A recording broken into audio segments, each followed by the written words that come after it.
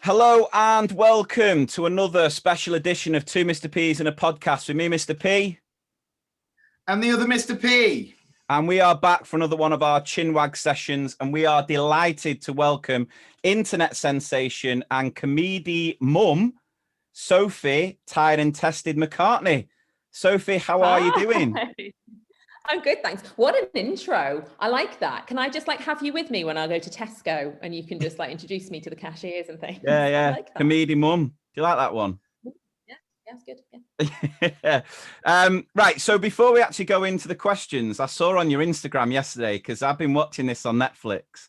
I don't know if you've seen this, Adam, the Hotel Cecil documentary. I've seen a little bit about it. And I have to say, Sophie, my wife is a massive fan of yours. Yeah. And I've got a feeling this is something that she dropped on me. I mean, she's very excited about this. I'm having to keep her locked out of this room because I'm sure she'll want to come in and say something. But she's from Birmingham. You might not understand what she's saying. No, a southerner.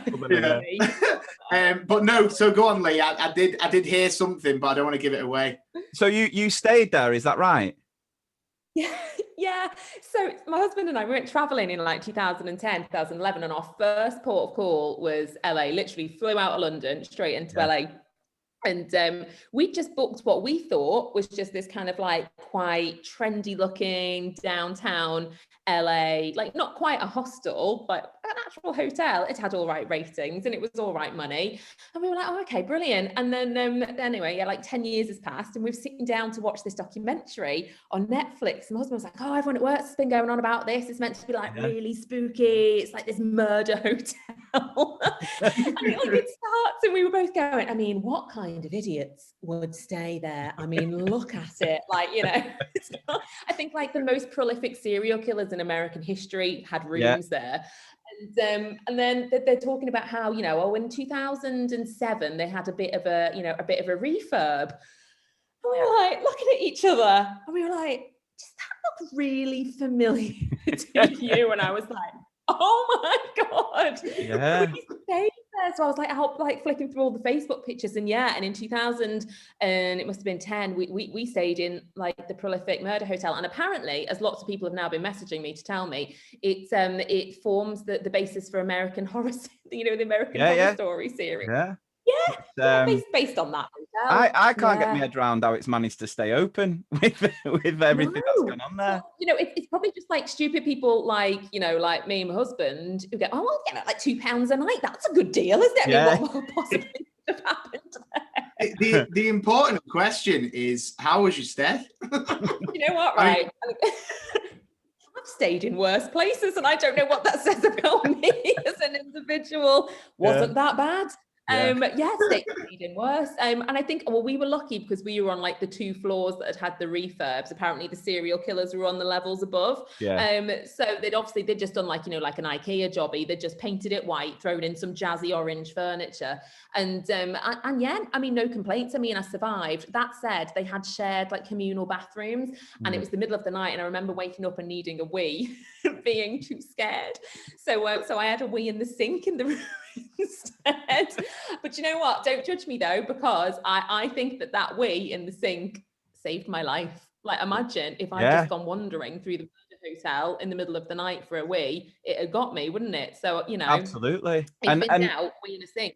And that's what they were saying about the water being off colour. And now it all makes sense. It was just you taking a whittle. Word. Sorry about that. Was it a bit yellow? A bit brown, bit off colour. Yeah, that's what they were saying. I'm going to be so I stay in quite a lot of hotels usually when things are back to normal, and because I sort of travel around visiting lots of schools doing training. And that bit, I don't know if you've watched where they're going on about the water being discoloured, but this couple were drinking it, brushing their teeth. I'm just going to be so paranoid now. Just sort of no, thank you. No, never. Always take your bottled water. But you know what, funnily enough, Steve and I always Steve, my husband, we always cringe about. So when we landed in LA, we checked into the Death Hotel, and then we went for something to eat around the corner, and we said to the guy, he gave us tap water, and we were so British, when we ever go abroad, if we were Spain and France and things, you don't You don't Yeah. drink the water, do you? It's like a different mineral content. It messes with your digestive tract. So Yeah. we said to the guy, we were like, is it safe to drink the water? And he looked at us like we were a pair of absolute idiots. But actually now we were like, well, do you know what? Yeah. Just No, you're bottled right. water anywhere that's not. Yeah. Absolutely. So yeah, first question, well, apart from that one is, and I think I sort of know the answer going off some of your recent posts, but how's lockdown 3 treating you? How are you getting on? Yeah, it's brilliant, isn't it? Yeah. Sequels, they're never good as the originals. Especially the third do you know ones. what?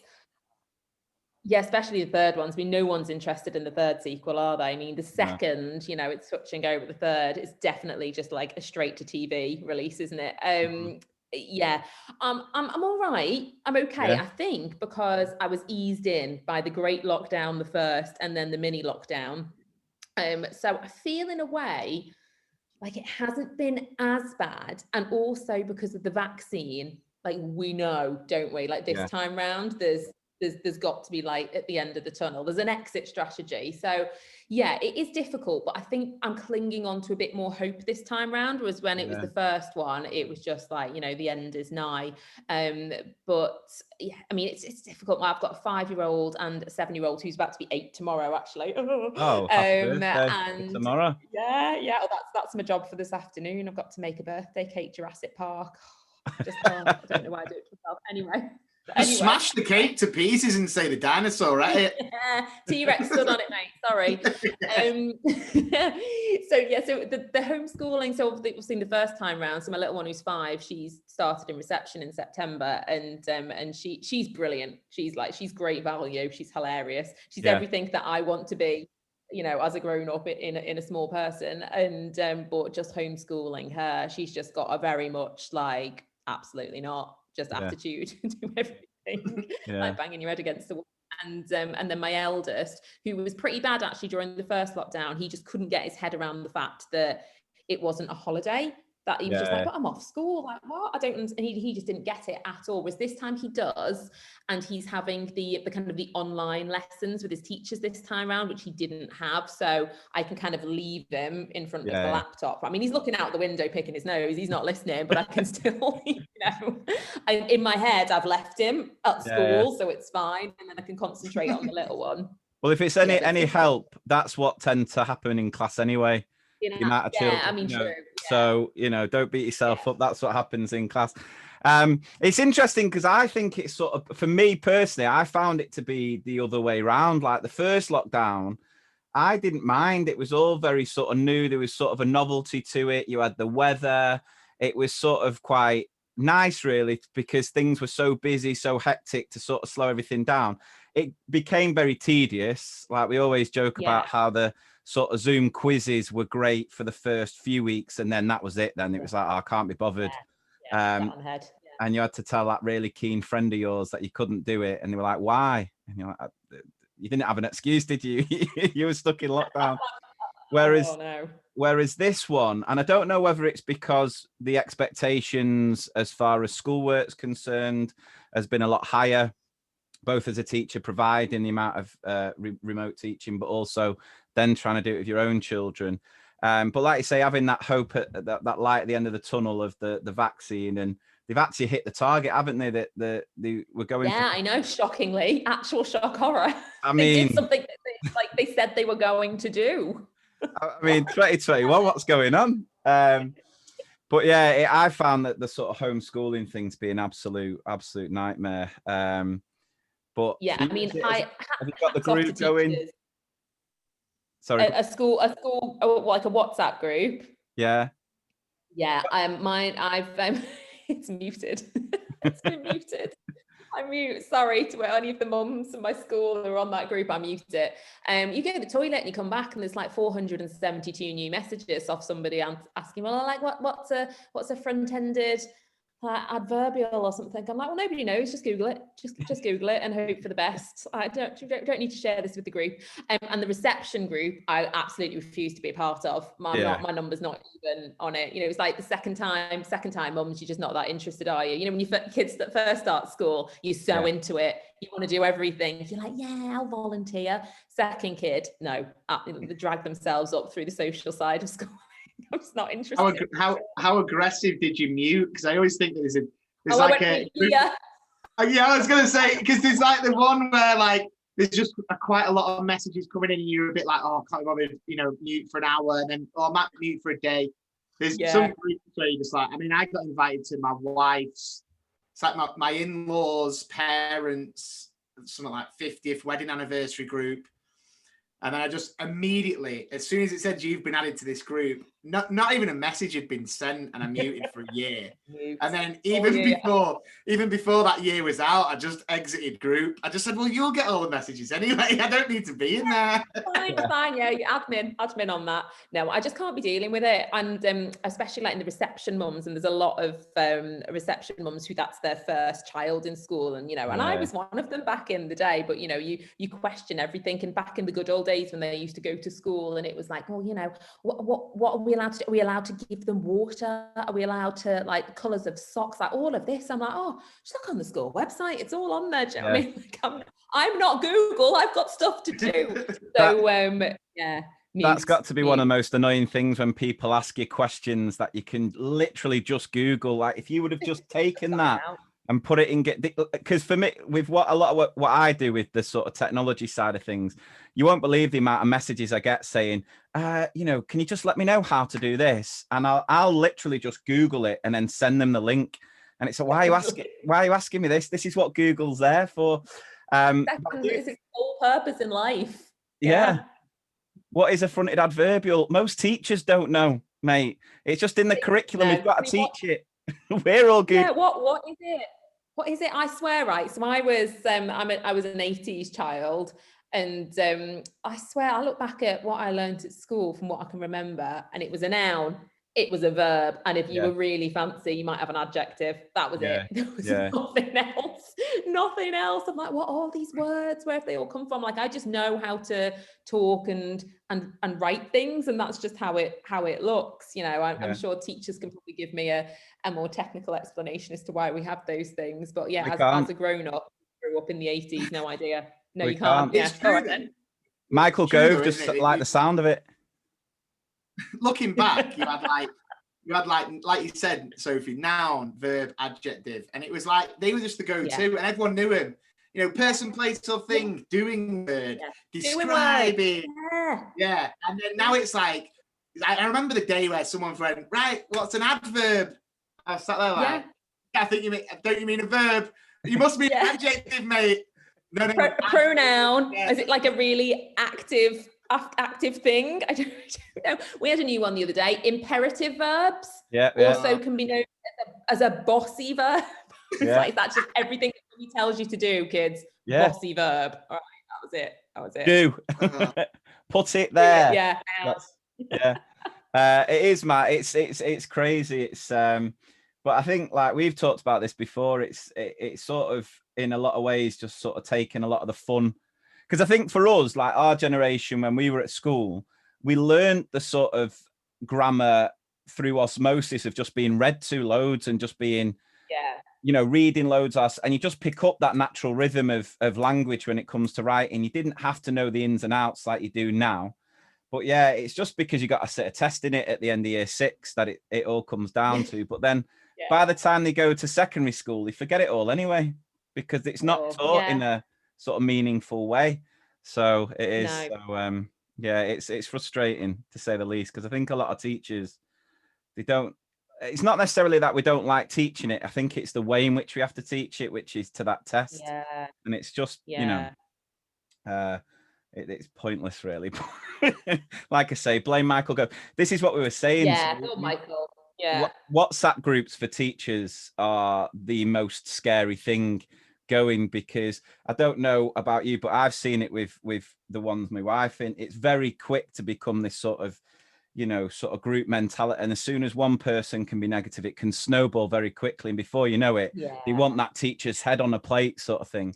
And we've had a few complaints with the remote learning stuff, in that where teachers or parents wanting live lessons from 9 o'clock till 3, not realizing that teachers are actually in school with some of the vulnerable key worker children. And so we've been using some of the lessons. I don't know if the kids' school use like Oak National Academy. Have you come across that? I've heard that.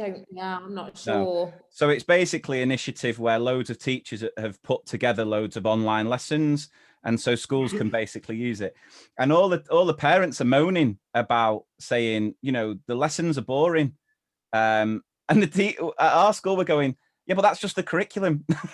Whether we taught it or these teachers, it's the same content. So don't have a go when it's just, if you want to have a go, have a word with the government, who designed the curriculum. All we're doing is go and take it out on White Rose Maths or the Twinkle worksheets, guys. Okay, don't blame us. Yeah. Oh, everyone loves a Twinkle worksheet. Oh, good old Twinkle. It's I like Twinkle. My personal beef is with the White Rose Maths. There's like a little girl in it called Whitney who just is really smug, and she always has kind of worked out the answer in like a really easy roundabout way, and then it's up to you to work out what the answer is when she's taken away 6 of like the necessary numbers that you need to make the answer. Like, all right, Whitney, jog on. You probably got a calculator, haven't you? Yeah, Whitney's that child in the class who just has her hand up all the time, and you just sort of pipe down, Whitney. No one cares. Anyone else apart from Whitney got an answer? Yeah, we all know a Whitney. That child, that Whitney is the kind of child I always remember. In year 7, we got to the end of a Friday and we didn't get set any homework. And I was thinking, yes. And then this one kid in the last lesson on Friday put his hand up in English and went, "You forgot to set the homework, miss." The eyes set on him. I was like, "You fool, you clown, what have you just done?" And it was like, "Oh yeah, don't forget to do page 46. I was sat there like, that kid needs to get out. Missiles launched at his head. Pencil cases. So I was never that kid. No. You had to learn those rules. That's what school is all about. This is what I worry about when the children aren't in school. They're missing those sort of social cues, the dynamics of, listen, you don't, we were talking at the dinner table yesterday because my kids were thinking of like secondary school now, which just scares me to death, the idea of my kids going to secondary school, because I just don't think they're anywhere near mature enough. So every dinner time now, it's just talking about the sort of unwritten rules of secondary school. Never go to the back of the bus when you're year 7. That is a complete no-no, and it was like, you don't snitch. You don't ever snitch because... Oh, no. Snitches get stitches. Exactly. Yeah. Just trying to drill these sort of unwritten social rules of secondary school before... Like preparing them for prison, isn't it? Like you've gone into prison for some kind of like white collar crime. Like you've like done some kind of like tax evasion and you're just not hard enough for it. That's literally what it's like, isn't it? Yeah. Because it does. This is going to get you battered.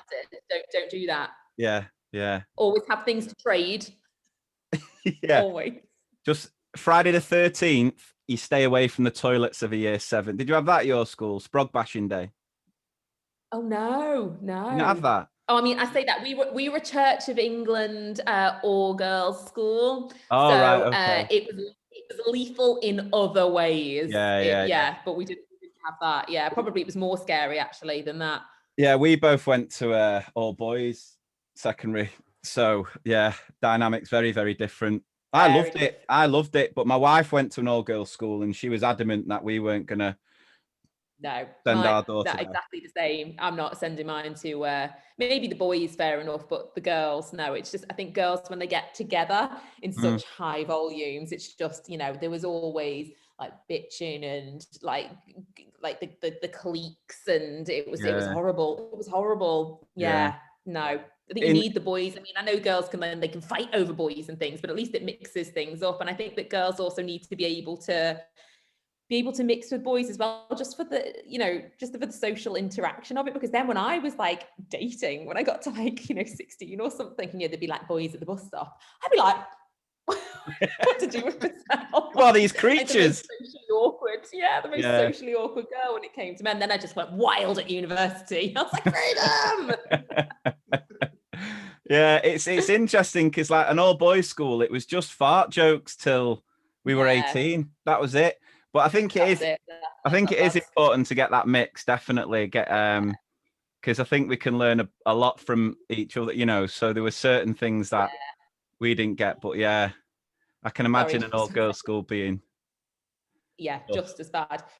So, sweetheart, Mummy's, we're going to make Jack's cake when Mummy's just finished on this. 1 second, sweetheart. Okay, will you go and just tell me what Mario's up to in a minute? Don't come straight back. Close the door, please. Thank you. Okay, do you want to, Evelyn? Do you want Mummy's phone? Do you want to watch something on Netflix? No. All right. There's a good documentary about a hotel your mum stayed at. Where you were conceived. No, there you go. Right, you watch something. Go on then. Kids Netflix. Evelyn, can you come back and close the door, please? No, don't say. Sorry, 1 second. It's all right. Right, Mummy got it. Mummy got it. Was that me? Was that me? My internet that went then? I don't know. Was I gone then? Did you see me go? Your screen went blank for a second, yeah? Oh, and were you two still talking?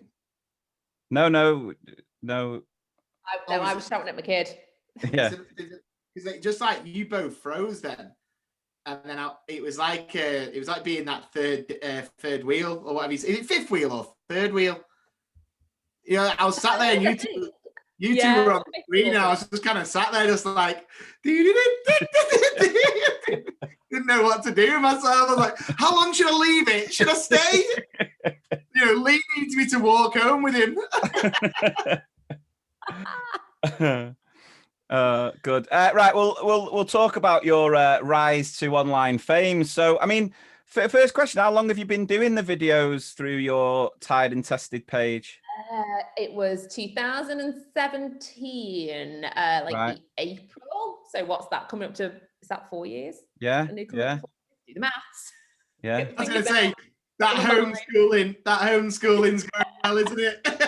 Whitney knows the answer. How many jumps back from 21 to 17? Whitney, help us out. Whitney knows. 4, the imbecile. Yeah, and am I right in thinking that the sort of Ed Sheeran Shape of You was the sort of one that really went big first? Yeah, it was. Ironically, I decided I was going to take a break from kind of social media, just from like my own personal pages, because I just found I was at home with the 2 kids. So at that point, I think Jack must have been about 4 and Evelyn was just gone 1. And I was a bit bored, stay-at-home mom, and I was just finding myself like aimlessly scrolling. And so I took myself away from social media, and I thought, well, what am I going to do? To do something a little bit more meaningful. So I thought, well, okay, I'll set up a blog. I used to work in PR and marketing, so I used to be quite creative, I guess, in what I would do. So I felt like I needed a little bit of a creative outlet. So I started a written blog under the Tried and Tested name, and then that was going quite well. And then I reintroduced kind of socials and decided to take it on there. And one of my friends, she was like, you can't do like written stuff on social. She was like, you need to get out with videos. And I didn't know what to do. And I was like, well, I can't just, sit and talk to the camera at that point. I hadn't done any comedy or anything. So I was a bit kind of not sure what to do. So, typical wallflower, in which I was. I went, I know, I'll do a parenting parody. I'll do this Ed Sheeran. And it was number 1 for weeks and weeks at the time. And I used to I used to change the words and sing it to my daughter when I was like doing her nappy and stuff. And she used to laugh her head off. So I was like, oh, well, there we go. She thinks I'm funny. It's enough for me. So I did that and I put it out. And I think I had about like 400 Facebook followers at the time. And I honestly thought, I'll put it up. I might get to 500 and then somebody might send me something for free. that was like the goal. That was the end goals. And then I got, it was just bonkers. It went mad. I had about 80,000 new followers that dropped in a week or something. It was just crazy. It had like 25 million views on it. Yeah, about 25 million. By the time Universal realized and took it down, about 25 million views on it. Oh, amazing. And then from there, it's just carried on growing. You're up to 1 million now on Facebook, is that right? Yeah, just over 1 million on Facebook. Yeah, so Facebook kind of was always my main hub, really. It was always kind of felt like my community. And obviously I do Instagram as well, but I use the 2 quite differently in that sense. Instagram, I tend to maybe do less on the grid, but I story every day. Like I love storying. I think Instagram's just brilliant for that. And whereas Facebook, I use that to kind of do my bigger content. So I'll do my longer kind of 3-minute plus videos will go onto Facebook, and I do weekly lives on a Wednesday night where I kind of invite people in and we just talk about our tales of woe and yeah, so I've kind of built this whole kind of group of people, and we kind of have our shared experiences over sometimes, you know, how difficult parenting can be and sometimes how lovely parenting is. But yeah. And do you think that's been the sort of thing that's resonated so much with your audience and helped it grow, is that sort of fact that so many people can relate to the highs and lows of being a parent in today's world? I think so. And I think because I'm quite, I mean, I don't want to use the word normal, because what is normal, but I don't try and sugarcoat anything that happens. You know, my kids are my world. Like if anybody did anything to them, like I'd come for them in the night, like, you know, like the Cadbury's milk tray man, but with a baseball bat, like I would, you know, they are, but sometimes it's difficult. It is. And, you know, and I think, you know, sometimes on social media you get inundated, don't you, with all these like perfect images and, you know, things that's just smoke and mirrors, and it's not really how it is. And I know when my kids were really little and I wasn't working, and I kind of felt a bit almost forced out of my job, because back then, so Jack's nearly 8, so back then kind of 8 years ago, to kind of say, I want to be flexible in my work, it wasn't really the done thing. I was in a PR agency that was mostly all kind of young females. Nobody else had really had babies yet, and people didn't really know what to do with it. So, you know, it kind of, that was in a way kind of led me to doing what I'm doing. But I felt quite isolated. And I found it difficult to get out the house with both of them. My husband had, or still has, like a very full-on job. He works 6, maybe sometimes 7 days a week. He goes away and he travels a lot. So it would just be me with the kids. And, you know, as much as then me kind of putting my content out there in the way that I did, it was also a way of me just connecting myself with other people and kind of making friends. And, you know, it's really difficult when you're a new mum, and I was the first out of all of my friends to have kids as well. I was quite a whippersnapper. I was 28 when I had Jack, so I didn't really know other people who were in the kind of current hell that I was, of it taking 12 hours to leave the house to go for a 3-minute walk. You know, nobody else was living through it. So for me, by, you know, doing the videos and then people commenting and sending me messages, that was my way of connecting, I guess, with people who were in the same position that I was. Do you get annoyed, just going back to that thing about when you're saying about how long it takes to leave the house? I've got 2 youngsters. I've got a 1-year-old about to be 2 and a 4-year-old close to 5. So I completely, you know. Oh wow, yeah, hands full. Yeah, my wife's obsessed with your videos and stuff, and probably sees herself in the challenges, the joy, the kind of hair raising kind of craziness. But what annoys me is this, and I don't think it gets spoken about enough, is say you go into like this is obviously pre-lockdown, but say you go into like a party, or you're having like you're going somewhere, and you have to sort both kids out. You have to get spare clothes, nappies, bottles, whatever it may be, dummies, you know the list. And you get all of that, and then you arrive on time, and then your mates, who may be a couple, no kids, no pets, nothing, are late, and they go, "Oh, sorry, nightmare." No. Yeah. You don't know. It's very classic, like, you don't know the meaning of nightmare. You know what I mean? Exactly. And they swan in, and like one of them's just got one small handbag, and you're there, like you're like for like a month's vacay at a 3-year-old's birthday party. They have no excuses. They have no excuses. Absolutely. I always there should be some kind of change.org petition for that, shouldn't we, to just shut them up. I always say that when it comes to being tired, like no one knows the word tired until you have children. I'm quite lucky now, so I've got 9-year-old triplets, right? And I was I was quite young. I was 25 when we had them. So again, I was the first out of my mates to get married, first to have kids. And a lot of my friends now are having children.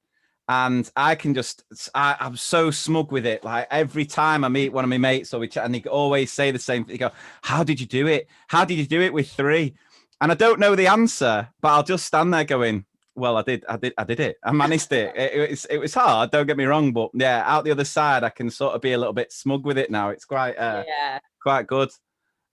Yeah, I see that. So yeah, so a lot of my friends now are kind of either just having their first or their seconds, and again, I'm now out of that other side of it. And they I think one of them the other day, she was trying to arrange like a Zoom catch up for 8 o'clock on a Saturday morning. And I was like, no.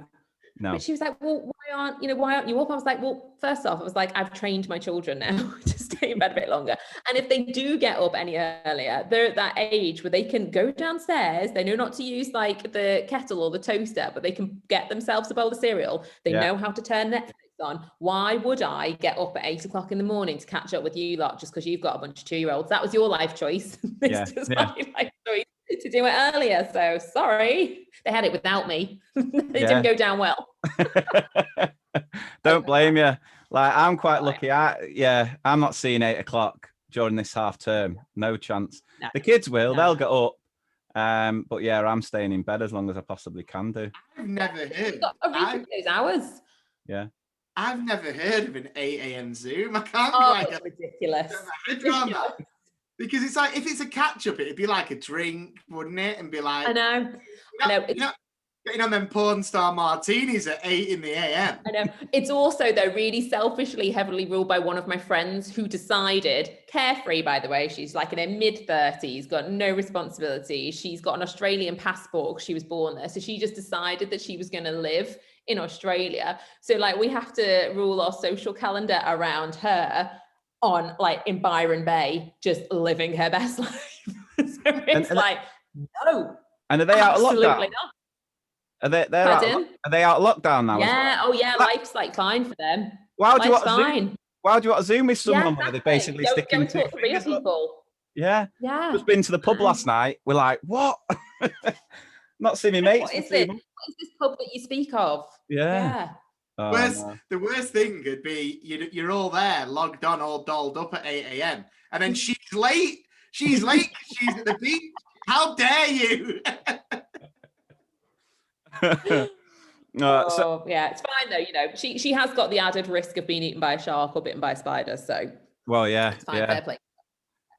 No, I was going to say with the sort of going back to the social media side of things, do you find like at the minute with everything going on that it's quite a nice sort of welcome distraction, sort of being able to make content that helps? And does it give you, I find with what I'm doing, it certainly sort of motivates me. I was talking to my wife the other day and just saying, because it sort of slowed down with it being half term, I was sort of lost. Like, what am I going to do this week when I'm not doing the work? And it sort of creates that distraction.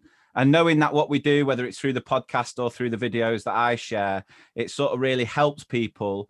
It sort of gives you a bit of a purpose during this sort of lockdown. Do you find that? Yeah, it does. I find it quite cathartic as well, actually. It's almost like a little bit of a release. Yeah, I can't actually see the face of my children because I think that's frowned upon if you do it too much.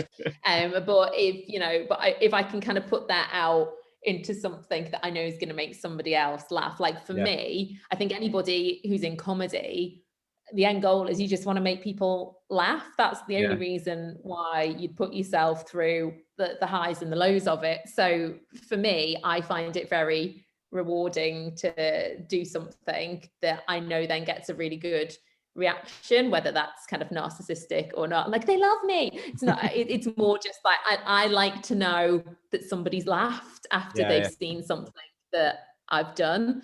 So yeah, for me, it's given me quite a good sense of purpose. Also, kind of, if I didn't have my videos, I think I'd just lose sense of all kind of, space and time. Like, where am I? What day is it? I use it, I have a bit of a tight schedule. I do new videos on a Thursday on my Facebook. So I kind of, my week gets planned around all the content. I go live on a Wednesday. If I didn't go live on a Wednesday on Facebook, I literally would not know where I was in the week. That routine. My anchor. Yeah, that keeps me, and I know where I'm at. And it's the routine side of things. Otherwise, I'd just be in pajamas like all day, every day, just eat cereal out of a box, not knowing what day it was. I think it's important. And speaking like as a teacher, when parents are always asking or friends saying, how should we approach the whole home learning? I think number one is get some sort of routine, because kids thrive from it. And like we've just said there, adults love it. And don't get me wrong, it doesn't have to be that all the time. Like that's what half term's for. So sitting in your pajamas, doing whatever you want this week's absolutely fine. But yeah, it does become very sort of mundane if you don't have that sort of structure and routine day to day. Yeah, it does. I mean, for us with like Jack, my online, the one who does the online learning, he's got the option. He can do it live at like 9:30. His first one starts, or they record it and you can do it like on catch up later in the day. But for us, if he doesn't get that done at 9:30 with it live, and I force him to interact, if he doesn't put his little hand up to answer a question, he doesn't get any switch time in the afternoon. You better ask a question. Mommy needs to know you're listening. Just imagine you behind the laptop camera with the switch, like, you will answer this question. But for us, he wouldn't do it. He wouldn't do it, and we just wouldn't do it in the afternoon. So for us, the structure and the routine is important for all of us. Sure. Oh, good. So we've been watching a few of your throwbacks, a few of your recent videos where you've been doing the flashback, the makeovers to the early noughties, bringing back some serious memories. Because I think we're of the same. Too much fun. The same sort of generation. So let's say we could go back, like first night out. You could go back on any night out for your first night out post lockdown. What you going for? What's your night out gonna look like? I would go to like the cheesiest nightclub that I could find. It would need an R&B room, and it would also need like a cheese room as well, so I could like flitter between the two genres. And I'd be like, I'm staying out all night. Oh my god, I'm gonna get battered. I'd be home by 9 o'clock with chips. I'd have gone out at 7.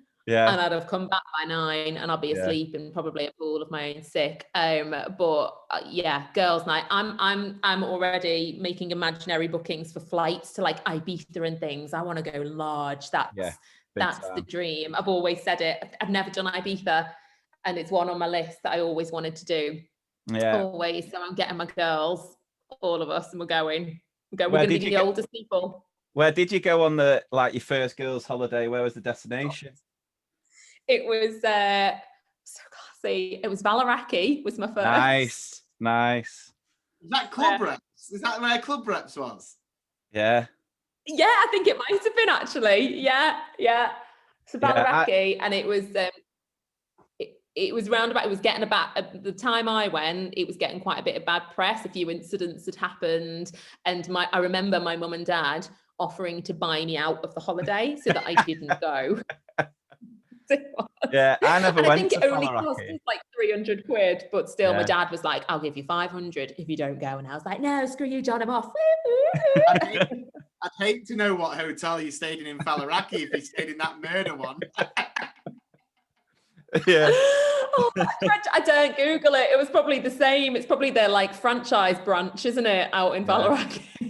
I can't remember what I was listening to. I think it was some sort of podcast, but they were saying that like when they did that Club Reps, they were hoping through that Club Reps it was going to really take Valaraki to a whole new level. Instead, it did the complete opposite and just attracted like they were saying it was just all men, like all men just ended up going there, and it was sort of like a ratio of like 5 to 1 of men. We went to me and all my Church of England high school girls, fresh out. I'd take it now though. We were saying on the lads group the other day, like the worst night out, I'd just take it. I don't care. I'd go anywhere. The sort of, there was a place in Manchester called Satan's Hollow, and you'd go and you'd pay like 10 quid and you'd get this plastic cup and it was all you can drink. But it wasn't really alcohol. It was like window cleaner. It must have been. I'd take that now. Satan's Hollow any day of the week. Yeah, and you get quite drunk for a £5 as well, wouldn't you? When I was like reminiscing about that noughties one, there was one because I went to uni in Leeds. Oh yeah. And I don't like to stay too far away from the M62. So I went to uni in Leeds, there was a bar called Harvey's Bar, and it was 4 for 1.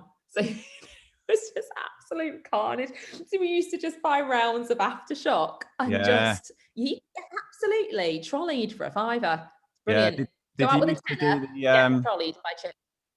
with Aftershock? Did you used to do the hold it in your mouth for as long as you can before? No, do you not do that? No. Was Just that get it straight down before it came back out again. we used to do the you had to hold it in your mouth for as long as possible. So the sort of, I don't know what the flavor is, but it basically like Listerine. Yeah, it numbed your mouth.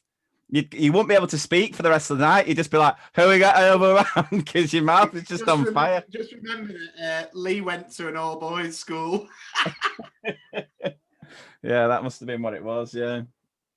Aftershock. I tell you what, though, talking about those nights, I mean, those cheap nights, I mean, you're talking now, you go to a bar or like a nice bar restaurant, and like you're buying these drinks that are like 4, 5, 6, sometimes, you know, like when my wife loves a porn star martini, and it's like, you know, they're like 12, 13 quid. Now, I don't mind, but when you just look back and you just have that moment where you're just like, 50p an Alcopop, like it was 50p an Alcopop, it was dream stuff.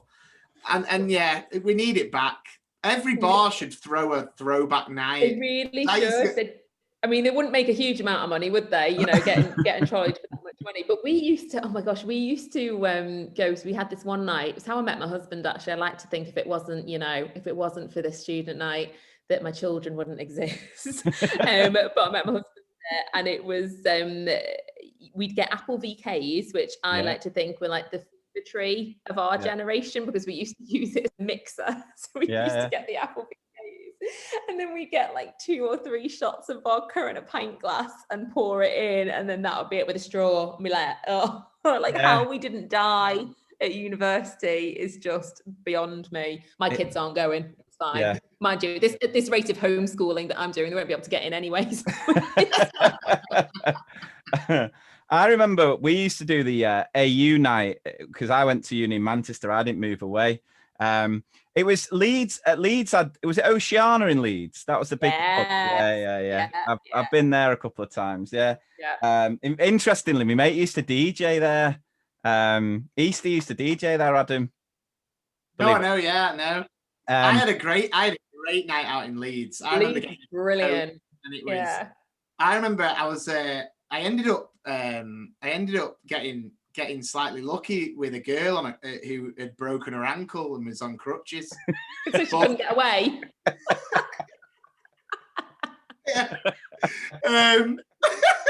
Even though piggyback home. Yeah. Maybe when you retell that story, just rephrase it, so she doesn't sound less unable.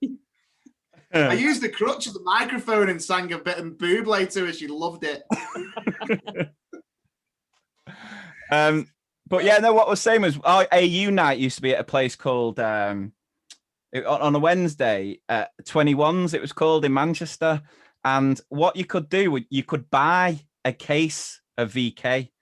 So you could go to the bar and just say, I want a case of, and they'd give you whatever it was, like 12. And it would, it'd be about 8 quid or whatever. And they just stick it on the table you were sat at. Yeah, bargain. And you just knock back these, have your sugar rush for about an hour, and then just sort of keel over. Oh, it was. Did it come with like a scantily clad girl carrying it with like a sparkler in it, no, to the table? No, there was none of that. It was just whoever went to the bottle of Cristal. Yeah. Oh, there was none of that. It was just sticky floors and good time. Good old days. Oh yeah. Because in that video you were doing, it's like all the sort of fashion faux pas from back in the day, and we thought we'd run some of our, poor choice, questionable choices of things that because you sort of shared all the sort of female side of things in the videos. So I mean, if neither of you have frosted tips, I'm going to be disappointed. I did, I'd like blonde. I went through the Gareth Gates, where he used to just sort of put they were like in spiders with spider legs. Yeah, I had that one. And then there was a time where I bleached the ends blonde. Yeah. course you did. It wasn't your fault. You were just a product of, of your time. Yeah, that's what I like to think. Go on, Adam. What was one of yours? Because Adam's got a lot more. His list is a lot longer than mine. What do you mean? Like, so dodgy stuff I used to wear? Yeah, I'll throw in the mix. What about dog tags?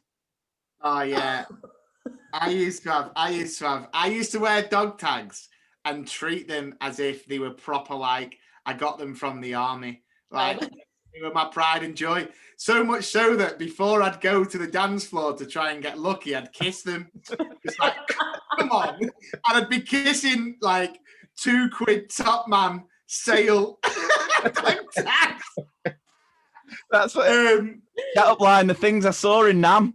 I've seen some things. Yeah, just kissing them and then going to look for the closest someone with an injury. Like, oh, she's got crutches. I'll head over there. Medical officer. But yeah, we used to. This interview's getting embarrassing for me. Yeah, well, I had that. I used to love wearing a vest underneath. Oh, nice. Was it string? Was it like a string one as well? No, not a string, because I have quite big nipples. It was like no, it was just like a normal. They would, the dead cheap ones, and then it. Yeah, another Top Man special. Always, and then it would. I used to love them T-shirts that looked like they had other T-shirts underneath. Yeah, nice. Nice. Did they have like some kind of dodgy logo on the top, on the front as well, like some slogan? Yeah, it's all about a slogan. I had a shirt that I used to love that I wore for my 16th birthday when I had a house party, and it said, "Keep on keeping on" on the front, and then massive on the back, it had "Keep on keeping on." And I thought, this is the coolest shirt ever. And just before people started arriving, vest, shirt, dog tags. Dog tags. Just like Tom Cruise, weren't you? Yeah. I think the most embarrassing. Just a bit of Unchained Melody. Yeah, the accessory that I went through a stage of wearing bandanas on my wrist. I don't know why. It's like it also doubled up as a sweatband. Yeah. Yeah, and me and my mates used to color code it. So if we're wearing a black t-shirt out, we'd have the black sweatband. It wasn't a sweatband; it was a proper bandana, and we used to tie it. I don't know why, because it didn't really act as a sweatband, but we thought it was the coolest thing ever. Coolest. Yeah. The funniest was we were in the Ritz. Have you ever been out in Manchester? Have you ever? Yeah, I have a few times. I don't think I've frequented the Ritz. I'm just putting it out there. It used to be Love Train night, and they used to do Brutus Gold. It was, and they used to do all the 70s disco. It was, every week Wednesday night at the Ritz, and you'd go. And I always remember we were all dressed up. We had our bandanas on. And I remember we bumped into Freddie Flintoff on the dance floor back in the day when he was, he loved to have a beer and that. And I remember he took one look at me mate and he was like, "Oh, let me see your wrist." And my mate, because he was really into his cricket, so he was proper fangirling. And he sort of held up this bandana thinking it was really cool. And Freddie like undid it, grabbed it, and then just launched it across the dance floor. And then my mate was absolutely wounded and then went trying to find it. Spent the rest of the night trying to find this bandana. I think just because Freddie Flintoff touched it, he was maybe he's gonna sniff it. Yeah. I'll tell you one other thing that was big back in the day was obviously wearing blazers out to town, because it was always when you're a bit younger, it was the crucial thing. It was better than ID. You wear your dad's blazer and you can get in. But then it went to but I don't want to look like I've got a job interview. So what I'll do is I'll wear a hoodie underneath my blazer, which is like, to make it like, oh, I'm here for a night out, but I'm also a bit of business. Plus I was in the army. Check out my tags. And I remember thinking I'd made the best purchase of my life, Boxing Day sale. I found a blazer with a stitched in hoodie, but it was like, like a stitched in like grey little sleeve and a stitch. Just the sleeve, just the sleeve and the hood. Just the tiny little sleeve. And this is absolutely no word of a lie. I was out one night and we're outside, probably out getting a takeaway kebab or whatever.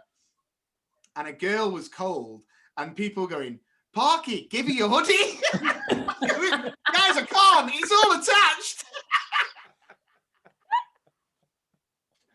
Did that girl go home with a really nice new blazer? Yeah. She with a nice new blazer. Funny. And a set of dog tags. Oh, he really likes me. Look what he gave me. John Smith. So, there you go, babe. Oh God. They just don't do it like that anymore, do they? Those were the days. Do you know what, like kids today, like I look at like teenagers now, like 16, 17, and they all look like how I would want to look as a 30-year-old woman. Like when I was a teenage girl, I was an absolute mess. I had there was no GHDs, like that, the technology just wasn't there. I used to always pin my hopes on like a Babyliss pair of straighteners in the laminated pages of Argos. And I'd be like, that's going to be the one. That's going to be the one that finally straightens my hair, and you'd get it and it would do absolutely nothing. So then you'd have to iron your hair and you'd have to, like, my sister would do it for me. But then I was always a bit skeptical because I'd have always nicked her lippy or something. So I knew that she had harboring a grudge. And so was she going to take half my scalp off? And then you'd always have like a ledge where they couldn't get quite close enough to the scalp without third-degree burns. You'd have like some kind of weird Lego helmet style hairdo, and I just not attractive at all. And I look at these girls now, and they're like absolute like worldy stunners with all the tech that they had. They will just never know the struggle, never. The struggle. And they've got to go through that struggle. I think you've got to go through that stage. Makes you a better person. Thinking you're really cool, but then looking back in a few years, realizing it was, I think about the busted. It's nothing else. Great comedy content. Yeah, the busted phase I went through, where I got a pair of straighteners because my hair's really curly. I had the hair down there like that. I used to wear like polo shirts with a tie. Because why wouldn't I? That's what busted were doing. And then the studded belt, boot cut jeans, and a pair of Vans. The weird thing is, Lee was 21 when busted. All right, McFly then, whoever it was, McFly. Whoever it was. Or maybe it was both of them. Didn't they join together at one point as well? So maybe, more circa year 20. So we talk a lot on our podcast about life in the classroom. So what were you like at school? What sort of pupil were you when you were at school? Were you a teacher's pet, or were you a bit of a renegade? Yeah, probably more of the latter. Well, here's the thing, like I always felt that maybe comedy might have been my calling in life, because I was that one like in school that I would mess around and would do like anything for the laughs. So no, I found my old reports. Actually, my husband made me clean out the cellar and all the stuff my mum had dumped into our house, and I was looking at my old school reports and I was crying with laughter. It was so funny, just like how somebody has painted you from such an early age. Actually, quite a true, quite accurate. True. Yeah, very accurate, complete character assassination, but it was very, very accurate. And it was, all things like, if Sophie would like talk less and apply herself more. And I was not a grade A student whatsoever. I think my GCSEs read as 2 Bs in English, which I was very proud of those Bs. 6 Cs and 2 Ds. And then my A levels, I managed to get a C and 2 Ds, and the only reason I got the C was because I had salmonella and I didn't sit it, so they gave me my predicted grade. And that was the only reason why I got my C. Was that an intentional? Yeah, oh no, I ate a bit of raw chicken 2 days before. Desperate times. Yeah, I wish I'd had it for the other ones as well. I just didn't, do you know what? I didn't care at school. Yeah. And I think, for me, I like to think I'm intelligent in other ways, but I was never a traditional do well at school kind of child. It didn't sit with me. Maths was my biggest nemesis. I had a maths tutor for years. Still when I have to sit there and do maths with the kids, I'm like, I counting on my fingers trying to work it out. It's just not my thing. The tutor wasn't called Whitney, we were was quite she? academic. Yeah, Whitney. Yeah. Is that the tutor? Is that why you've got such a hatred? Because she can do it. She can do it in her head. Yeah. Oh man. Yeah, my school was quite academic and I wasn't. So I think I kind of twigged onto that quite early, that I was never top set material. I was always kind of somewhere in the middle. And so so I just used to have a laugh instead. Why not? She used to do stupid stuff with my mates in the classroom and get into all sorts of trouble. But yeah, we did have fun, which is the most important thing, right? Absolutely. Yeah. As a teacher, I shouldn't really be saying that, but yeah. Why not? If you're not gonna, I was a happy child. Was there any subject that you did like, or was they were all sort of much, or was there any particular subject you took to? I used to love geography actually, but we had a great teacher, Mr. Taylor. And we had Mr. Williams and Mr. Taylor, and they were great fun. And Mr. Taylor, like, he used to jump on the tables. You have that one teacher that always sticks out in your mind. And he was brilliant. He used to also run the sixth form ski trips as well, that I went on a couple. And he was great fun. He knew how to, handle a room full of 30 teenage girls, and to be able to, to get anyone's attention and respect, I think, probably speaks a lot, doesn't it, about your teaching abilities. And he was he was good fun. So I used to like geography. That said, I also do have a vivid recollection of when he was teaching us about earthquakes and things. Every time he'd say the word earthquake, we all used to get under our desks and shake the desks just to annoy Music was also quite good fun, because again, we had a teacher that we used to just Mr. Sharples was his name, bless him. And yeah, I think it wasn't me that did it. I'm just putting a disclaimer, but I think at one point he was locked in the keyboard room for a good hour of the lesson, but it wasn't me. It wasn't me who did it. But obviously it was hilarious. What would you do there if you're a teacher just locked in the room? just play a really okay, fine. Play a really sad song on the keyboard. All by myself. Could you imagine if, like, I'm sure he was fine. I'm sure, the person who did it probably made sure he had water and food and stuff. I mean, what did you do for the rest of the lesson? Just mess about? Oh, I think, we just we had the what are they called? The Glockenspiel. The Glockenspiel. I knew straight away when it's music. You knew where I was going. Glockenspiel. That thing. It was the only instrument, wasn't it? You were allowed maybe a keyboard and Glockenspiel, and that was it for music. Yeah. So we just probably battered each other with the little rubber dong things for the Glockenspiels. Were you trying to hit each other's knees to get that little moment where your leg flipped up? That was the best thing to do. Then the reflex. Oh, good stuff. Good. So, any other funny stories from your time at school? What's the one story you always go to when you've got to reminisce on your school days? Okay, I've got one, but I don't know whether it's suitable. Go for it. There was a big mystery in our school, because there'd been a funny smell in the corridors for a few days. I've talked about this before.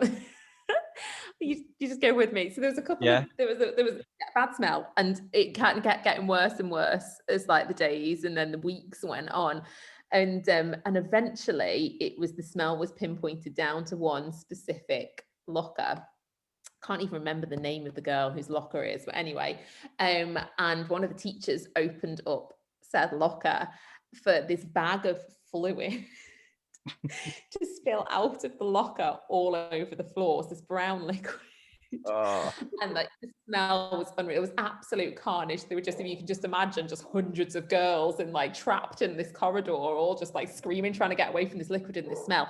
Anyway, it was human waste. It was human waste. So somebody had gone to the toilet, all ends, in this bag, and then put it in this girl's locker. Anyway, the hoo-ha that went down after it. And to this day, nobody knows who beeped in the locker. That was like, honestly, if you speak to anybody who went to my school, even on all of our deathbeds, that would be like our one last request, to know who did that in the locker. We were all pulled into the school hall and we were all threatened with DNA testing. CSI. What's the name of the school? They were like, we are going to get to the bottom of who did this. We will do DNA testing. You will all be tested. Like, to try and, like, no pun intended, but to flush out the poo culprit. And it was the biggest scandal to rock our school, I think, probably in decades. And to this day, nobody knows the motive behind why they get caught short and just had to do it and just shoved it in an open locker. Was it some kind of revenge act against the girl whose locker that it was? It needs to be a Netflix documentary. I was about to say, but listening to what you were saying there, I've got a feeling Mr. Sharples needs questioning, because if he knew who stuck him in that locker, I'm just theorizing. You've solved it. There we go. Mr. Sharple's just like, lock me in that room. Dun, dun, dun. Dun, dun, dun, dun. When it got found. I just love the thought of like, on your deathbed, it's like, would you like to see your kids? Would you like to see your partner again? Like, who shit in the locker? It's all I want to know in life. It's like it's been hanging over my head, a cloud for all of my, like, the next 20 odd years after it happened. Yeah. The likelihood is it'll be lower the tone, I feel, with that one. No. Listen, the amount of stories we've shared on this podcast about poo and all sorts, we've heard it all, trust me. But yeah, I reckon it's probably the one person you least expect. So if you get the photo up of a year group, just the quietest child in it was probably them. Yeah. I'd question the person who opened the locker. Well, it was one of the teachers. The teacher that opened the locker would be the one who'd be like, "Oh my god!" But the horror. Did they know? Yeah, that's why they had them plastic things on the shoes, like swimming baths. They knew. They knew what was about to come out. They just released death from the locker. Oh yeah, I can still like smell the smell. Do you know what I mean? It's like one of those ingrained memories in my life. Yeah. In a Church of England all-girls school. Can you imagine? I know. But I love the fact that the teachers did what all teachers do, which is go to the absolute extreme. If we do not find out who this is, there'll be DNA testing. Just Jeremy Kyle coming out, doing a whole school assembly. I mean, where they would have got funding from to privately DNA test a school of like 1,000 kids to see if it was them who did it. Yeah. We were all like, oh God, are they? Yeah. Get me. Right. So I thought we could finish with sort of like the ultimate British school days challenge. Sort of a little bit of a bit of like an I've never, although it's probably, is it too early to get a drink involved? I don't know. We'll go for it. So I'm just like, it's next to me. It wasn't planned. Well, I have got gin next why to not? me. Let's go for it. Any one time, not too far out of reach, there's always a bottle of gin. Never know. Got to be done. I mean, here's another one for you, because obviously we were talking about alcoholic drinks. I don't know whether this was just me, but gin, when we were younger, just wasn't anywhere near as big. It wasn't as big or as popular, was it? No, Mother's Ruin. That's what they used to call it, wasn't it? Because they used to just have it and cry. Yeah. I think I just rebrand. It probably has, hasn't it? Yeah. Yeah. But I just always felt like gin was sort of a really old person's drink when we were younger. Yeah. Like it was something you drank if there was nothing else left, because we were sort of the alco pop generation, weren't we? Yeah. It's now when you've done house parties and then you'd already been through like your mum and dad's drink cabinet and then filled them back up with water. Yeah. I always remember we went to, it was my cousin's, was it her 18th, Adam? I can't remember what it was, where we did the, and we were always pranking, and we did that. So we got a bottle of vodka, filled it with water, and a bottle of actual vodka, and we do this it's like, who wants to take us on, who could neck the amount of vodka? And I don't know whether it was because of her birthday, but she was like, yeah, I'll do it. So we're drinking a bottle of water, she's drinking a bottle of vodka. Oh, she was so, like, I think her dad found her in the middle of a field just asleep. She was just, we got in so much trouble, didn't we? It was so dangerous. And the best bit looking back was how you didn't, because obviously at the time I was about 14, 15, Lee was about 19, 20.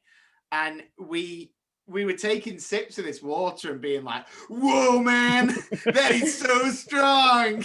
Suddenly we were American. With every sip, we were like, holy hell, dude, that's really gone in my head. And then suddenly she's going like, yeah, well, I'll do two. And we were sat there like, as if this is working. Oh, yeah. Oh, you awful people. I know. I look back and I regret it massively. That was irresponsible. It tarnished my army record. Early discharge. Yeah, I've got AWOL. Right, so here we go then. So did you ever cover your hands in PVA glue and then sit there peeling it off? Of course I did. Yeah. Of course I did. Just before I put a pen in a Bunsen burner. I sometimes do that now as a teacher. If we're doing an art lesson, because I'm terrible at art, so I can't really help the children. So I'll sort of have a go at drawing a stick man on the board and say, don't do it like this. Just have a go. Luckily, this is where, again, technology comes in, because you can stick like a YouTube tutorial video up. Just follow this till, have a go at this. But then I just be sat there just putting PVA glue on my hands, peeling it off. Yeah. Like a right weirdo in the corner. Yeah. Mr. P, I need your help. Sorry. Give me a minute. It used to be like, I've got the little finger left to go. Yeah. It used to be like therapeutic though, isn't it? Absolutely. Like dipping your finger in wax.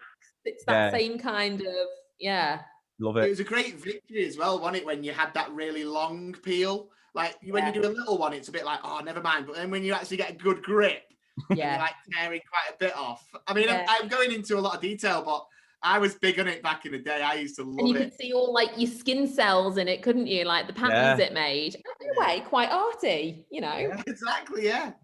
That's what they should have used on the locker to get a fingerprint back in the day. They missed the trick, didn't they?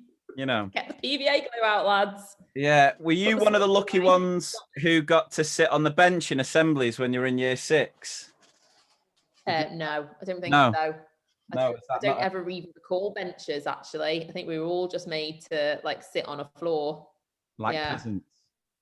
Yeah, like the hard times. Get on the floor, kids. You'd all be controlled easier, couldn't you, if you were all on like the one level? Yeah. We used to have Go on, Adam. Sorry, go on. No, like crossed legs. Like being sat as a child now on a whole floor.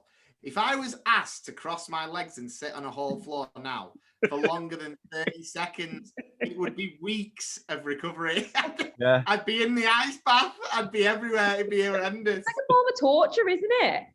I'm sure that they kind of, in like some dodgy prisons that, you see in like the world's most like deadly prisons and stuff on Netflix. And when there's a riot and stuff, they make them all get on the floor, don't they? Like cross-legged, just sit on the floor. It's like that. Because you'd end up with schools. You'd end up with the world. Yeah. Pins and then you're and like, the one that's got pins and needles in, like dragging it across the floor afterwards to get back. Yeah, and Adam would probably try it on. The world's toughest prisons. Oh, there's an easy target.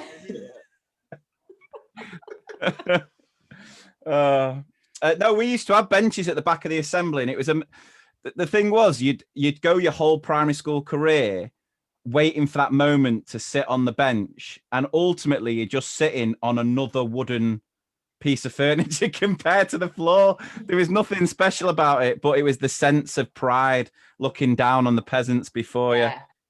Yeah. Did you ever smoke a crafty cigarette on school grounds? No, I didn't. No. I didn't. And do you know what? If I'd been more cool, then maybe. Yeah. But I tried smoking. I was in a park with my friend, and she was like a year older than me and like a bit cool. And I was like, oh, I'll try one. And then literally took one puff of it, and I was like, ugh! And just that was it. Then I just couldn't. And I used to do then that thing where I'd go out, I'd be in my local Yates's on a Friday night, underage, and you might be like, do you want a fag? And you'd be like, yeah. And you just hold it until it just burnt down. I'd be like, yeah. Before the days where you had to go outside. Yeah, before, where you could just do it there and then, just have a smoke. Yeah, so maybe if I'd been a bit more cool and down with the kids, then maybe, yeah. But no, absolutely no. I was also like a bit of a do-gooder as well. So like I was a bit of a trouble causer in the sense of lessons, but I wouldn't do anything that crazy. No. I mean, we had them in our school. There was a group. Well, I never did it because I'm asthmatic, so I was always worried about needing my blue inhaler in case I had a reaction. Like one puff of the fag, one puff of the blue one. Yeah. So cool. But what the lads used to do at our school is they'd go around, they'd find where quiet space, but then they'd come back, and because they wouldn't want the smell, they'd spray the hands with Lynx, right? Oh. But then the hands used to get so red raw, it became even more obvious that they were clearly smoking because they'd come with like these scaly, really sort of red raw hands, and the teacher's like, "What have you been up to?" Yeah. So basically, they were completely caught red-handed. There we go. And beer all week. Yes, thank you. Were you a prefect at school? No. I was. No one was ever giving me that responsibility. One of my friends, she was deputy head girl, and to this day, I think it was a fix. Like I demand like a recall on that because she was the least sensible person. She was like my partner in crime when we used to get into trouble in like physics. We used to sit on the back row in physics and just sing the Rivers of Babylon at full blast. I don't know why, but we used to sit, and they made her deputy head girl, and I was like, ridiculous. There's no way, absolutely no way. I've got another theory. She witnessed the poo. She witnessed Mr. Sharples, and therefore held them to ransom to get the He knows too much. Exactly. That's it. They've kept her quiet by giving her a position of authority. Ooh, the plot. Yeah. Well, tell you, Netflix, are you listening? Get this going. Get it on there. Exactly. Were you a Tamagotchi girl, or were you into the gooey aliens? Were you more of the, No, I was a Tamagotchi, and after about a week, I just left it to die in my bedside table because it was just so annoying. It's probably still there in my mum and dad's house, just like they were indestructible, weren't they? It took so long for them to just die. Just I'm done with that. Yeah. A good example of my parenting skills. I think I was tested at an early age. I was like, oh, this is just so needy. I'm going to shove it in a drawer. Just forget about it.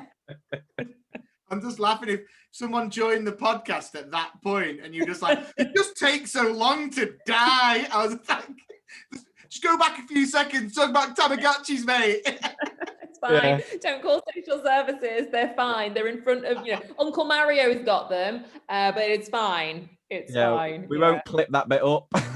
Yeah. Put it out there. That's your trailer, your tease. Yeah. The start of the Netflix documentary. Dare to die. Dun, dun, dun. Get Sharples on the old instrumentals. Dun, dun, dun. Carrying a Tesco bag. Yeah. Did you ever get a detention? Did you ever get a detention when you were at school? Yeah, I did. I got one. Yeah, one. And I think it was because I know. I had a great skill set. Whereas I used to set up the trouble and then casually walk away from it. I was the same. I didn't get one. You'd cause the earthquakes and not go under the table. Yeah. I'd be like, girls, you know what's going to be hilarious, right? When he comes back in, let's all pretend, and then somebody else will take the sit for it. And I'll be like, oh well, you know, don't hate the player, hate the game. See, that's what I was like. I never got one detention throughout school, whereas Adam would average one a day. Yeah, but you're saying that you were just Wheezy Joe in the corner, just like taking it. I use that inhaler to its potential to get out all sorts of trouble. That would have just been crumble. You couldn't put the asthmatic kid in detention. Yeah, exactly. I've got an asthma appointment. I can't stay for detention. You could probably tell, having met me over the last hour or so, I can be quite loud. And I can clinkle my dog tags together in class, which wasn't very good. Spinning them around your head. Yeah. What was your favourite school dinner back in the day? I was the weird lunchbox kid. I'm a fussy eater. Right. I just didn't trust what they were pumping out in the canteen. Absolutely not. They might try and mix different food groups together. I was very much, like things had to be separate from I didn't eat sauce on anything until I was about 21. My husband, right, he likes to give himself the accolade of introducing me to lasagna because I just refused to. I had really weird hang-ups around food when I was younger. So now I feel like having two fussy children is just like the universe's, comeuppance, isn't it, for being an absolute fuss pot as a kid. It's payback. And I say things out loud and I can hear myself saying them going, how do you know you don't like it until you've tried it? Yeah. It was me. So I had it coming. I did have it coming, but I was a packed lunch. And my dad hates it when I tell this story, and he says it's not true.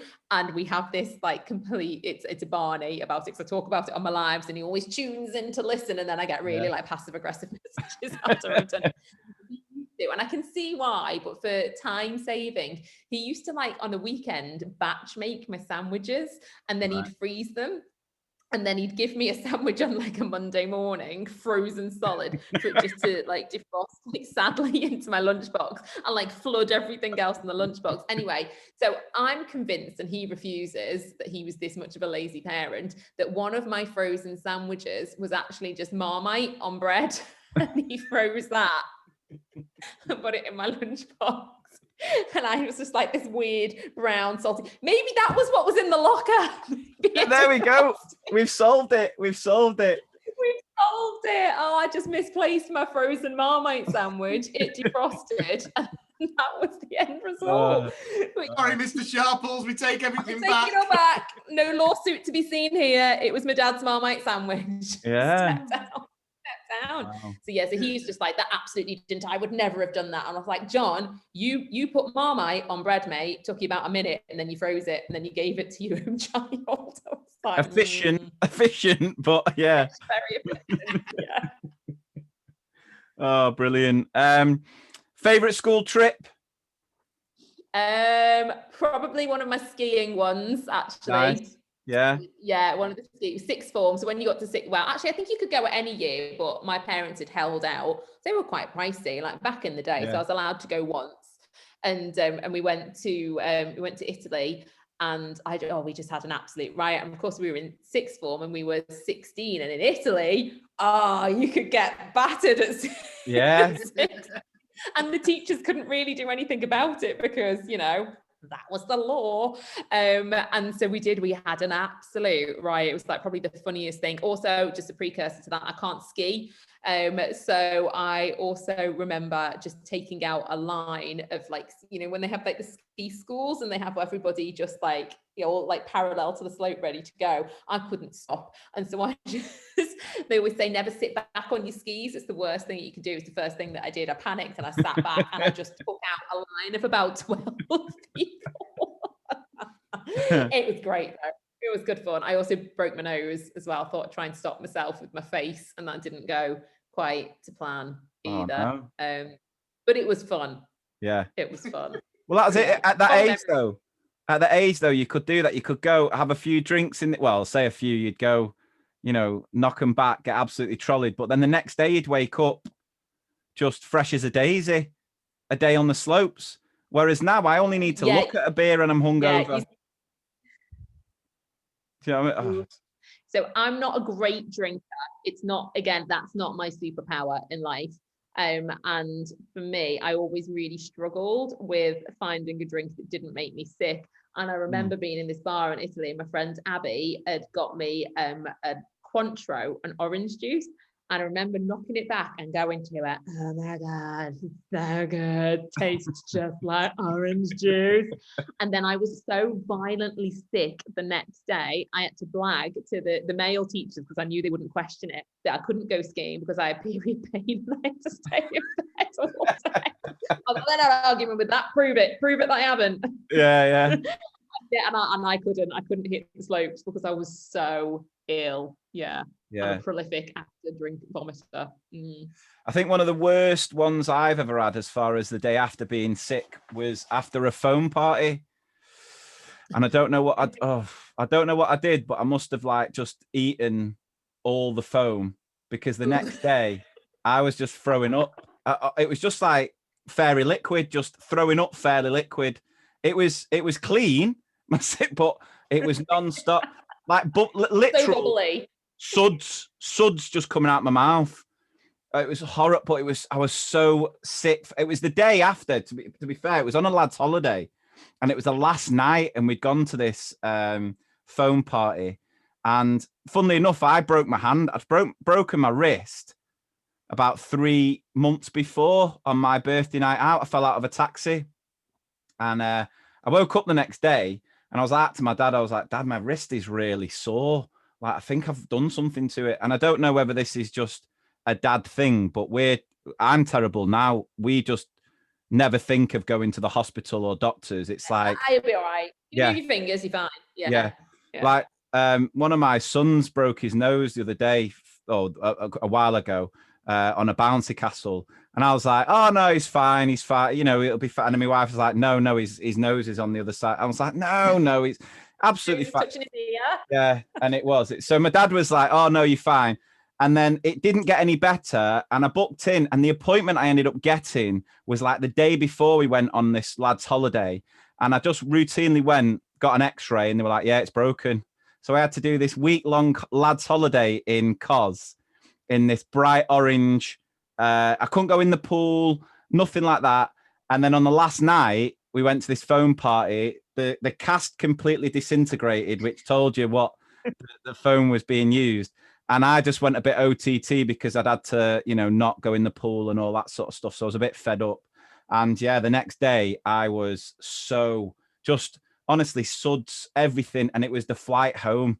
It was one of the worst days I've ever had. Just burping, just fairy liquid. It was awful. No good comes of foam parties. I broke my wrist in a foam party in Malia. I was there for literally all of 5 minutes. Got like rugby tackled by some bloke who was like, hey, in the foam. And I was like, 10 minutes later in the local like clinic down the road, had to lie to my mum because she was like, don't go on mopeds, don't go to foam party. And I was like, And I had to lie to her and tell her I fell off one of them big foreign curbs. And so then for years afterwards, and again, I kept it up. I was in my 20s, but I had to keep it up for years. And every time if we were away or anything, I'd be like, watch out for those big curbs. But what were you saying about the cast? Did you not clean up with the girls because you had your cast on? So like for me, when I did my arm, then I came back and I met my husband. That's how because he was a physiotherapy student. So he was like, yoink. He was like, I had him preying on the injured. Hey, it works. I can use this to my advantage here. And that was his chat up line. He was like, oh, what have you done to your wrist? And that was it. And the rest is history. Did he not show you the dog tags? Didn't have his dog tags, mind, no. Don't be a girl in a cast. It works 80% of the time, every time. It doesn't work the same way around, I don't think, because it just smelt, because of the heat. Yeah, you just bit crusty. Yeah. So... Yeah. Salt and vinegar crisps. That's what it smells like. Nothing but salt and vinegar crisps. Yeah. It wasn't. No, it didn't help. Didn't help because it was like, oh, I broke my arm. And they were like, yeah, we could smell it. Yeah. Stay well clear. Nice. Yeah. And so, right, school disco time. What was your go-to school disco song? But Cut My Joe. Yeah. Where did he come from? Where did he go? Like that was it. One Hit Wonder, wasn't it? Rednecks. Yeah. Yeah. Yeah, absolutely. That one, banger. Yeah. Because that was just, it's just simple to do as well, the dance, isn't it? Yeah, just swinging around, just elbowing people in the face. Yeah. Yeah. To get away with just like giving a cheeky dig to someone you didn't like on the way around. Oh, sorry. It was the music. Yeah. I got caught up in the moment. I was always a sucker for Saturday Night. That was my go-to. I had it. Yeah, I had it mastered, that dance. Where were we recently? And even recently I just hooked it. Was it a family party? And it came on and we've not been anywhere for a long time. No, but I mean, recently. Yeah. I'm saying recently, like 5 years ago, maybe. Yeah. Yeah. It was so much easier back then as well, because honestly, some of the dances my daughter copies off the likes of TikTok. Oh, TikTok. No. Yeah. It's too confusing. Just need to get on the Macarena, don't you? That was it. It was Wigfield or the Macarena. They were the only the moves that we had. Yeah. I just came, obviously, I think you two are roughly the same age, yeah? I think you are. I'm 35. You might be younger than me. Yeah. Oh, he hit me by a year. Right. Yeah. And I hate being the oldest person in the room. How old's your friend from Byron Bay? We'll arrange one at 8 a.m. tomorrow and get her on. She is. She's older than me. She's 38. Right. Okay. Yeah, there we go. I'm 32, so obviously just a bit younger. So, and the Casper slide. I mean, you're talking about like simple instructions. DJ Casper. Cha-cha slide. The Casper slide. Oh, what did I say? The Casper slide. You said Casper slide. He says that in the song, doesn't he? Casper Slide Part 2, featuring the Platinum Band. And this time, we're going to get funky. Yeah. But I mean, for me, it was perfect because I don't do well with like really, like when you open something that you got to build and there's loads of words in the instructions, I'm like, oh no. But something as simple as slide to the left, I'm like, I can do this. I've got this. Cha-cha, real smooth. How that now, y'all? Yeah, how that became such a massive song, because it's just ridiculous, isn't it? Like slide to the left. It's like written for. It sounds like it's written for over 65's like yoga or dance session. Remember when like Nana used to take us to line dancing in Colwyn Bay, Adam? Yeah. Yeah, it sounds like something that should have been played there, but put a funky beat behind it. Suddenly it was number one for like a year. There's no way that over 65. No way that over 65s are going reverse, reverse. Oh, hang on, my door's just gone. Hold that thought. Sorry. All right, shush.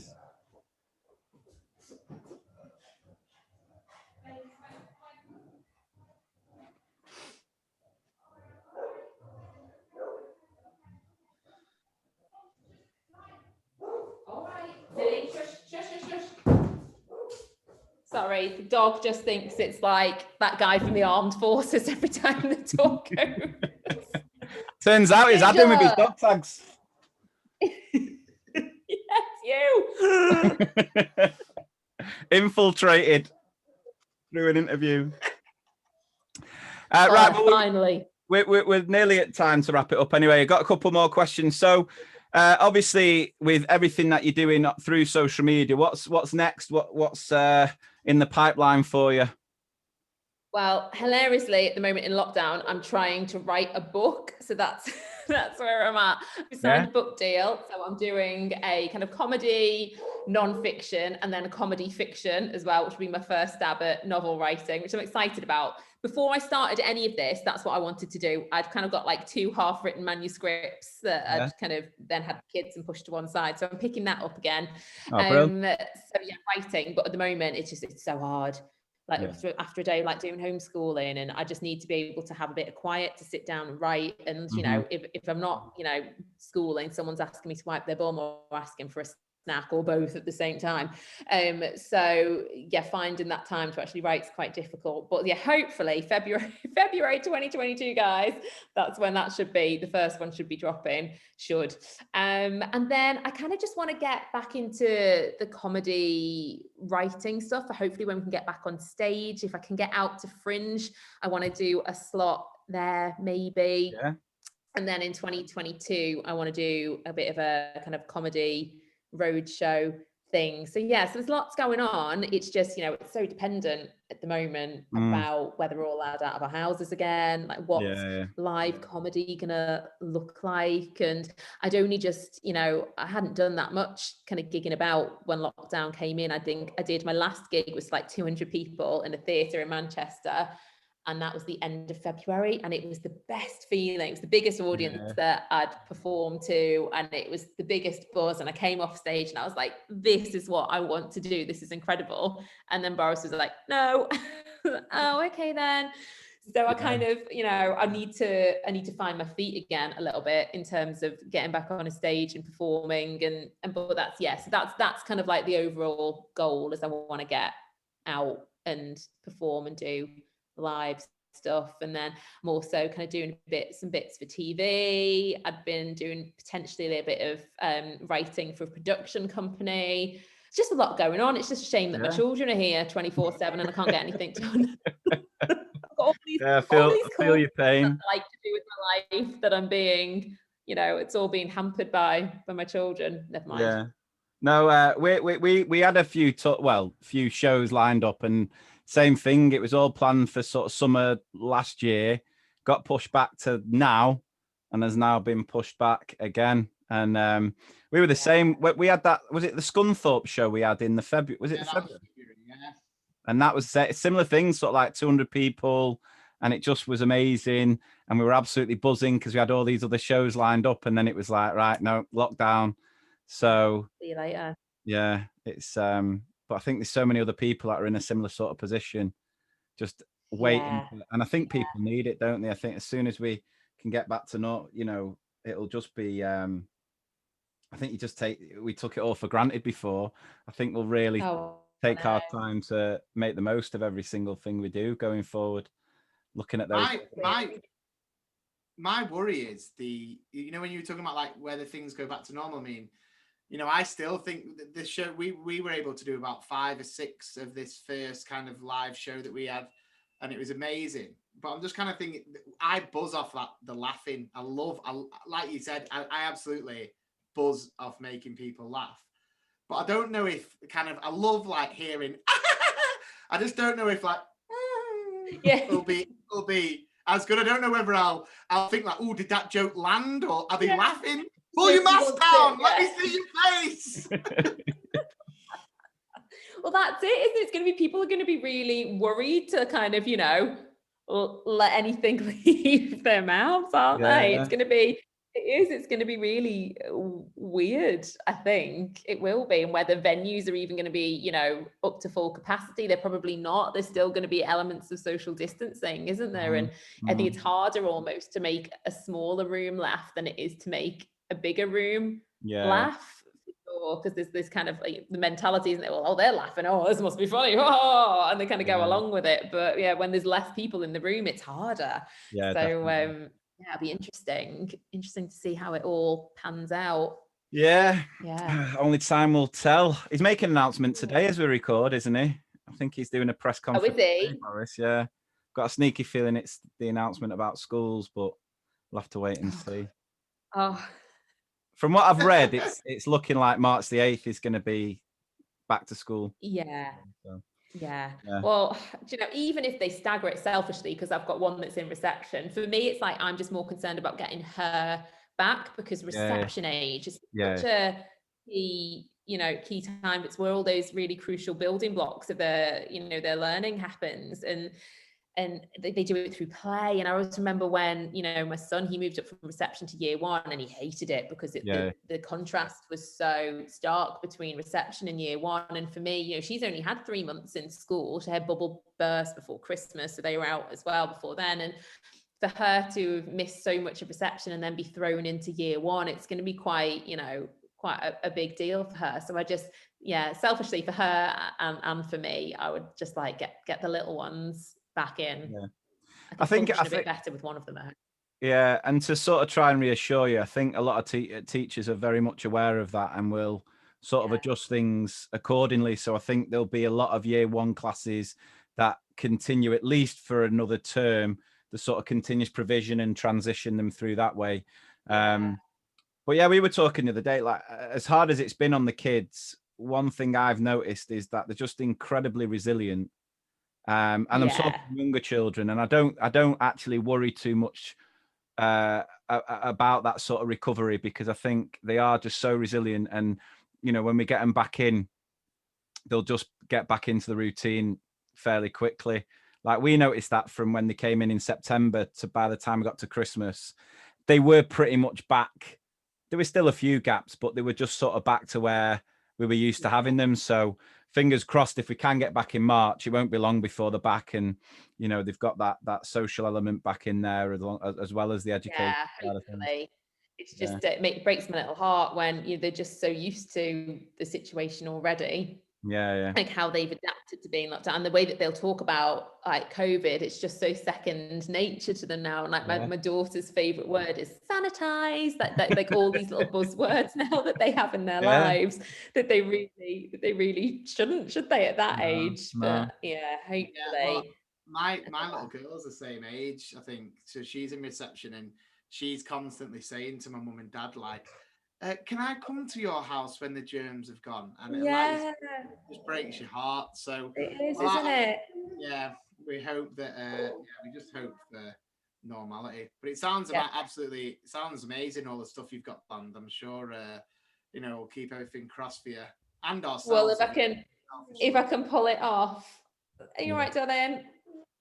Yeah, Mummy's coming now to do the cake, okay? We tell you what, Jack's cake. Do you want to get the bits out that you can reach in the fridge? Get the butter out then, okay? I'll tell you what, I think... Make sure you sanitize. Sanitize before, yeah. Yeah, I'll tell you what, we'll wrap it up there. We did have one more question. Well, the last question that we ask every guest is, yeah, if you could go back and speak to your 10-year-old self, what would you say? I'd say set up some like CCTV in your high school on the lockers. Yeah. And answer that age-old question. Yeah, who did the poo in the locker? No, I think I'd say, do you know what? Don't worry. Don't worry about the fact that maybe you're not doing that well in school. I think, there are some people who are born to, fit into a certain type of education. There are others that aren't. And I think, I stressed myself out a little bit as a kid about not knowing what I wanted to do when I was older. And, I still to some extent now think I don't know what I want to do when I'm a real life grown up. But just to very much go with the flow. You can't control certain elements of your life, and what will be will be, really. And sometimes you can't fit, what was it they say about like square pegs into round holes, and just kind of be true to who you are, and don't be so much of a rule follower. Yeah. Be more rebellious, I think, is what I'd tell my 10-year-old self. It's funny because I was having a conversation with one of my friends last night, and she was saying, that she was worried about one of her daughters because she has kind of got that very, I don't give a flying, F when it comes to certain things. And I was like, but you know what? When she's a grown up, she's going to be brilliant.